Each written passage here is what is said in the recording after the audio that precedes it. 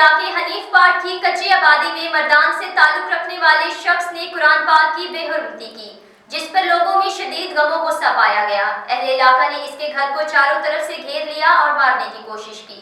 حالات کشیدہ ہونے پر مقامی پولیس فوری طور پر موقع پر پہنچ گئے شخص کو گرفتار کر کے مقدمہ درج کر لیا۔ مزید تفصیلات جانتے ہیں بیورو چیف لاہور میاں کبیر احمد سے۔ جی کبیر، آگاہ کیجیے گا۔ جی بالکل، تھانہ بادامی باغ حنیف پارک کچی آبادی میں آج ایک افسوسناک واقعہ پیش آیا۔ مردان سے تعلق رکھنے والے عبدالصمد پٹھان نے اپنی بیوی سے لڑائی جھگڑے کے باعث غصہ میں آ کر قرآن پاک کی بے حرمتی کی۔ تفصیلات کے مطابق عبدالصمد کے گھر سے شور شرابے کی آوازیں سنائی دیں، جس پر اہل محلہ اکٹھے ہو کر وہاں پہنچے تو دیکھا عبدالصمد قرآن پاک کی بے حرمتی کر رہا ہے، جس پر لوگ غم و غصہ میں آ گئے اور عبدالصمد کو مارنے کے لیے اکٹھا ہونا شروع ہو گئے۔